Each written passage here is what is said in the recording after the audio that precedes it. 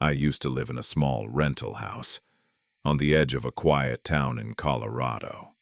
Nothing special about it. One bedroom, old heating system, creaky floors. But the thing that happened there still keeps me up at night. This happened in February of last year. I work early mornings, so I usually go to bed around 9 or 10. Back then, I didn't even bother locking the curtains. The neighborhood felt safe. Too safe, maybe. One night around 2:27 a.m., I woke up to a sound. Not loud, not violent, just wrong. A slow, steady tapping coming from my bedroom window. Tap, tap, tap. At first I thought maybe a tree branch was hitting the glass, but the wind was dead still, and the tapping was too rhythmic. I stayed in bed, heart racing, staring across the room at the dark window. My eyes slowly adjusted, and I noticed something. A shape. Not a full figure, just the outline of a head, pressed against the glass from the outside. I froze. My brain tried to explain it away. Maybe it was my own reflection. Maybe I was half asleep.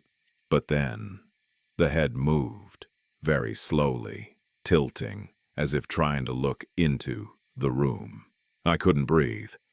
I forced myself to sit up, grabbed my phone, turned on the flashlight, and aimed it toward the window. The second the light hit the glass, the shape vanished. No footsteps, no sound, just gone. I didn't sleep the rest of the night. The next morning, I checked outside the window. There are no trees close enough to hit it. No signs of animals. No footprints in the snow. Nothing. I told myself it was a dream. But 2 nights later, the tapping came back. Exactly the same rhythm.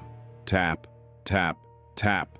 This time, I didn't move. I didn't reach for my phone. I just listened, staring at the ceiling, hoping it would stop. But after a few seconds, the tapping changed.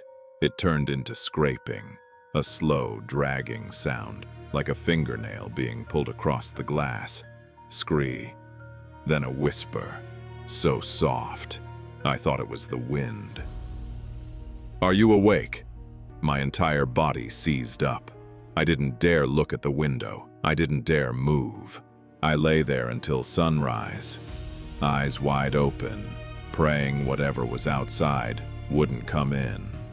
The next day, I nailed large wooden boards over the inside of the window. Ugly, unnecessary looking. But I didn't care. I wanted it sealed. I wish that had been enough. 3 days passed with no tapping, no scraping, no whispers. But on the 4th night, around 3 a.m., I heard something worse. Knocking. Not on the window, not on the door, but inside the wall, just a few inches from where my head was resting. Knock, knock, knock.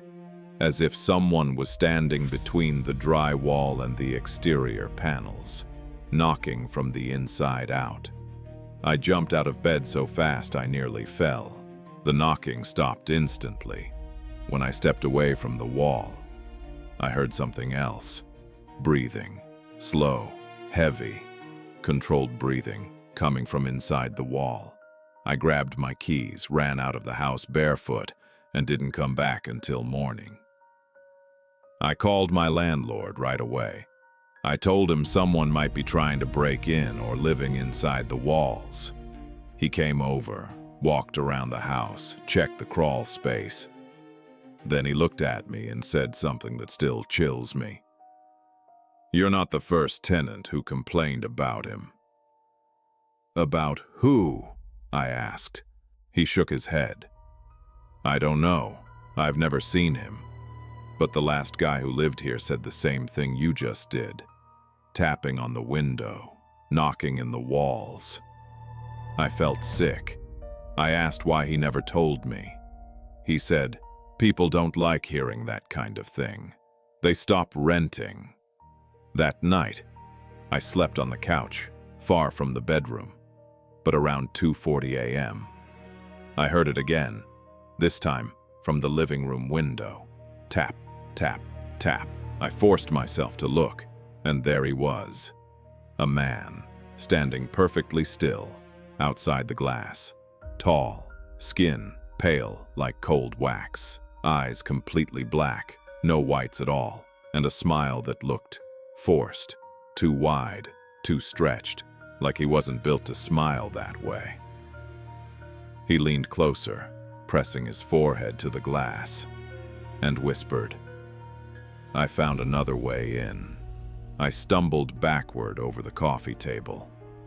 By the time I scrambled to the kitchen for a knife, he was gone. The footprints outside the window were long, deep, spaced impossibly far apart, and they led straight toward the back of the house, right toward the wall behind my bedroom. I moved out the next morning, left furniture behind. Didn't pack anything except clothes and documents. The landlord refunded half a month of rent without even arguing. That was a year ago. I live in an apartment now, 3rd floor, no accessible windows from the outside. But last week, something happened at 3:12 a.m. I woke up to a familiar sound, not tapping, not scraping, just a slow, steady breath coming from inside the wall, right behind my bed. I lay still, praying I was imagining it. Then my phone buzzed on the nightstand, a text from an unknown number. Can I come inside now?